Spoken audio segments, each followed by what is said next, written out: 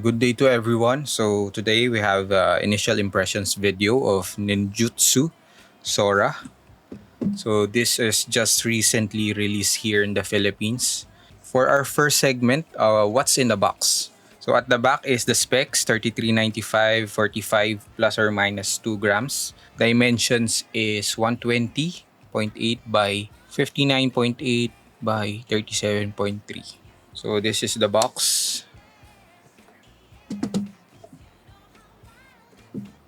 Like a plastic. Ninjutsu from community for community. This one is a foam, thick foam. Then there's a box in there which has the extra PTFE feet, user manual, charging cable, Type C, which is a bit thick but still flexible. You can use it while charging. So the adapter, Type C to USB, and the USB dongle. There is also a dongle drawer at the bottom of the mouse. First one is build quality and weight. So weight first. So Ninjutso Sora weighs 47 grams. This was originally marketed as a 43-gram mouse, but then they changed it to 45. But on the scale, and I've seen in other reviews and forums and Reddit, it's really 47 grams. For the size of the mouse, it's impressive that they kept the weight down to 47 grams. So weighs almost the same as the Starlight 12 medium that weighs around 46 to 48 grams depending on the mouse you got. So take note also that the Ninjutso Sora doesn't have any holes. It feels balanced in the hand. So solid build quality. There's a little bit of flex if you press hard enough, but overall, during in-game or just by casually using it, there is no flex.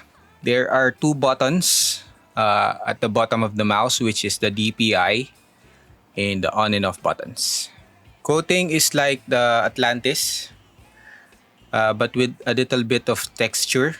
Does not show fingerprints on this white colorway.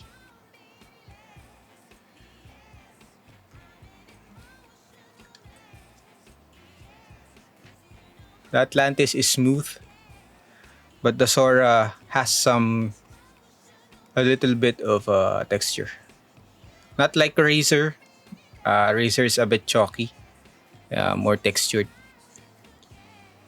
The coating is a bit slippery if you have sweaty hands, but when it's dry and the mouse is dry, it is good enough. Not like the XM1 or the GPX, which has a rubbery coating, but more like the Atlantis and the Pulsar X2. So next is mousefeet. This one is the stock that came out of the box. So there are 4 small mouse feet, and there is extra mouse feet included. So this one is like a Zawi type, glide smooth, but a bit scratchy on textured pads. Battery life is advertised at 70 hours. The Sora used 250 mAh battery. Main clicks are Huano black pink dots. So buttons are loud and crispy and tactile, but a bit harder to press compared to the X2 and the Atlantis. It's a bit stiff, no, but still spammable. So there is minimal pre-travel, then almost no post-travel. So scroll wheel has pronounced tactile bumps.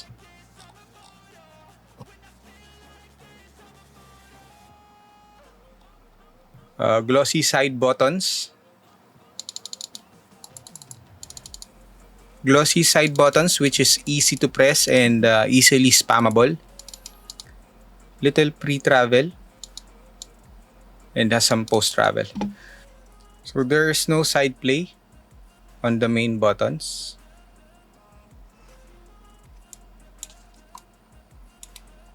So let's do a sound test.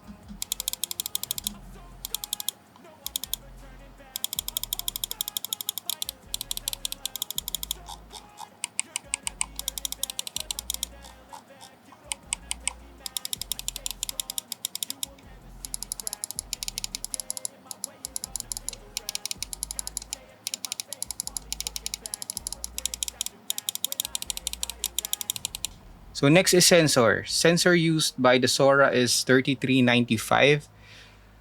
Just take note that the MCU used here is the same as the one they used on other ninjutsu mouse, which is the OOX and the Katana Superlight.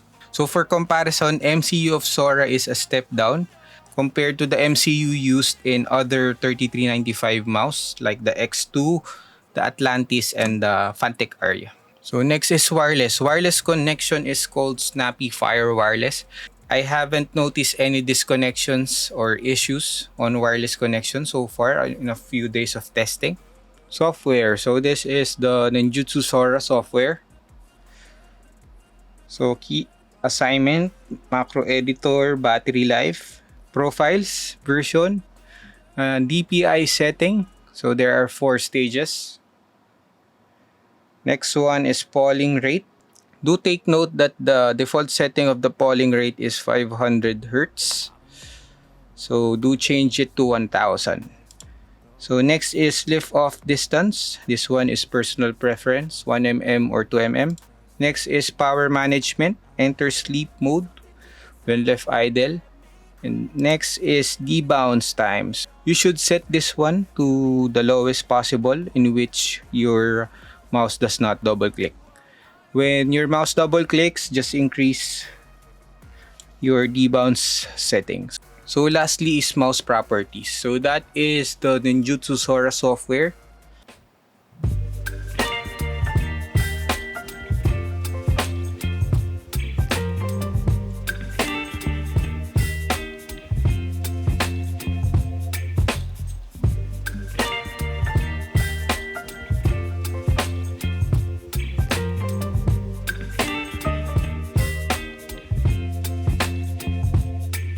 Baby, you give me ice and fire.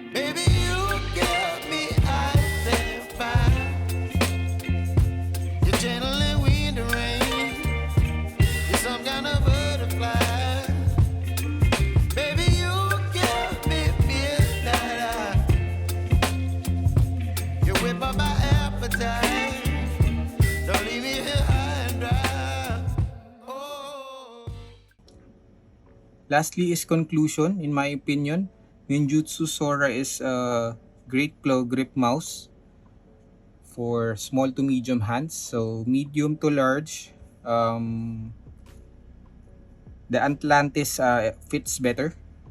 At only 47 grams for reference, it's the same weight as the Starlight Well Medium. Build quality is superb with a little bit of flex when you press hard enough. So in game, that does not happen. Clicks are implemented well, no side play. Just for my reference, it's a bit stiffer or heavier compared to the X2 and the Atlantis. Shape of the Sora is somewhat in the middle of a regular Atlantis and Atlantis Mini, really closer to X2 Medium. It's like an X2 Medium with the size of a XM1. So bummer that they cheaped out on the internals of the mouse, which they used a lower MCU. I had a great experience with the Ninjutsu Sora. Hope they would improve the MCU on the next batches or on their next mouse because they really did a good job on the shape and overall build quality of the mouse. So this one is for me underrated mouse released in 2022. Just recently arrived here in the Philippines. This one or the Atlantis Mini. So really comes down to your preference. If you use the X2, the regular one, and you find it a bit flat on the sides, but you want some curves like the XM1 and a bit bigger hump profile, then go with the Sora.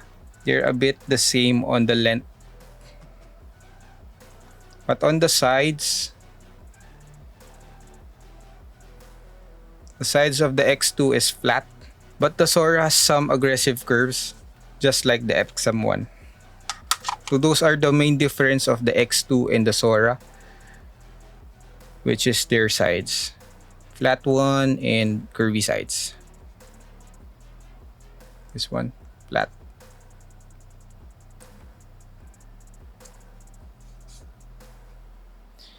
But if you like the X2 Mini better, but you're looking for curves in a bigger hump, then the Atlantis Mini is best suited for you.